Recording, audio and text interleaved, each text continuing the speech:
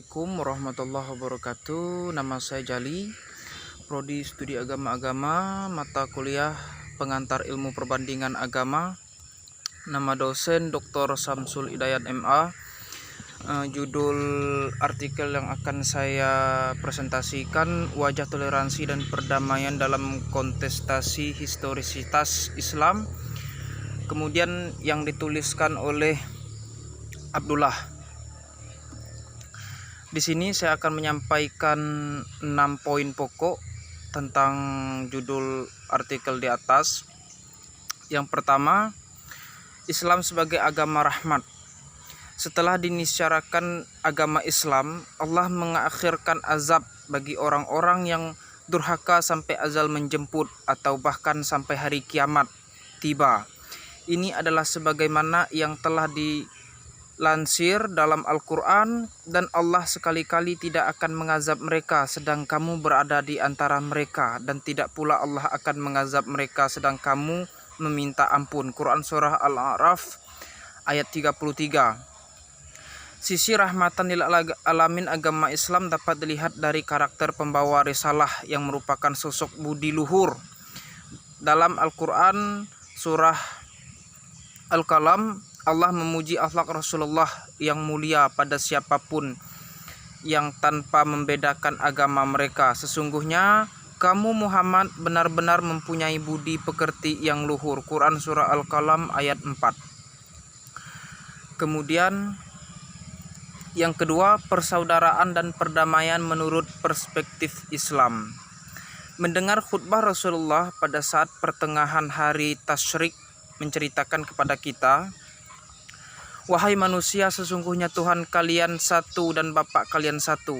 Ingatlah, komunitas Arab tidak lebih utama dari komunitas non-Arab.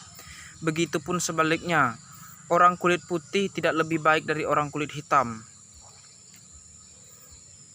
Begitupun juga sebaliknya.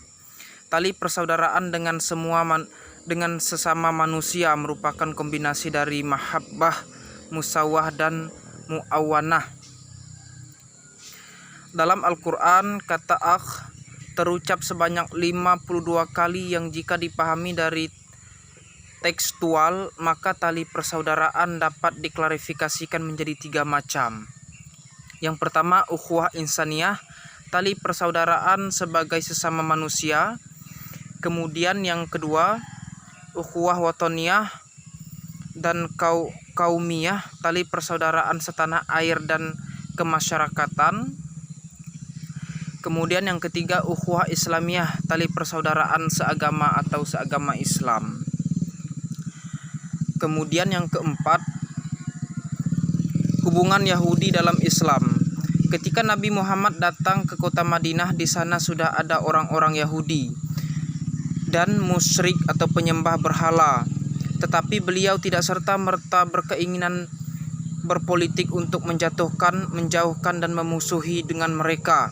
Justru menerima dengan lapang dada keberadaannya dan menawarkan perjanjian yang seimbang di antara kedua kubu. Kemudian Muslim juga mendapatkan nafkahnya, dan mereka harus membantu kelompok yang menyetujui perjanjian jika diserang musuh. Di antara mereka saling menasihati dan berbuat kebaikan, bukan berbuat kejahatan. Seseorang tidak divonis melakukan tindak kejahatan jika membantu sekutunya, dan sesungguhnya pertolongan diperuntukkan bagi yang terzalimi dan sebagainya. Kemudian yang kelima, hubungan Nasrani dan Islam. Pemeluk agama Islam dan Kristen sebenarnya telah bertemu ketika Nabi Muhammad masih berada di Mekah setelah mulai penyebaran agama Islam secara terbuka, yang diantara semuanya melarang penduduk Mekah menuhankan selain Allah. Maka Rasulullah SAW beserta para sahabatnya sering mendapat ancaman teror dan intimidasi yang bahkan sampai mengancam keberlangsungan. Berkaitan dengan keesaan Allah dan kedatangan Rasul Muhammad, karena hal yang demikian itu juga telah tercantum dalam kitab-kitab suci yang telah diwahyukan kepada nabi sebelum Muhammad seperti Isa, Musa, Yakub dan lainnya. Raja Najasyi adalah orang yang ikhlas dan jujur ketika memeluk agama Nasrani, sehingga dia enggan untuk berpindah agama dengan memeluk agama yang tidak sesuai dengan Nasrani dan tidak menolong orang yang berbeda akidahnya dari apa yang diajarkan dalam Injil dan Nabi Isa. Tetapi setelah mendapat pencerahan dari orang Islam, Raja Najasyi akhirnya memeluk Islam. Kemudian yang keenam, bukti konkret sejarah toleransi dan pluralisme Islam.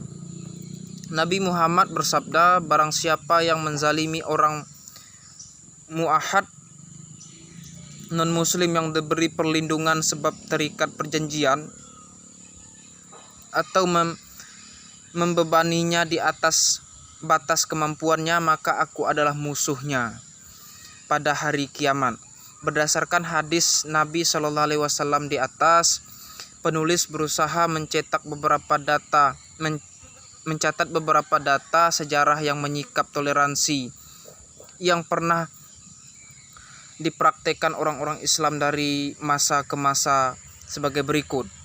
Menurut catatan Max Aidimon, seorang sejarah Yahudi sebagaimana yang dikutip Nurcholish Majid dalam bukunya Islam, Doktrin dan Peradaban, Diamond menyebutkan politik yang dibawa Islam saat masuk Spanyol atau Andalusia pada saat itu merupakan rahmat yang mengakhiri dari kekuasaan Kristen sebelumnya. Di bawah kekuasaan Bani Umayyah selama 500 tahun, kebebasan beragama benar-benar dijamin di Spanyol dengan menghasilkan harmonisasi umat Islam, Kristen dan Yahudi. Mereka hidup rukun dan damai sehingga bisa menghantarkan Spanyol berada di puncak kejayaan dan peradaban. Dengan sumbangannya yang sangat besar di bidang saintik kepada Barat, Diamond menggambarkan kebebasan beragama yang dikembangkan pemerintah Islam saat itu telah sejak kelahirannya.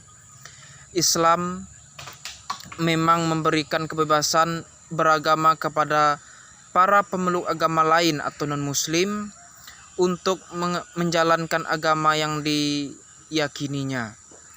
Mungkin sekian yang dapat saya sampaikan, yaitu dari 6 poin tersebut dari artikel yang telah saya paparkan tadi.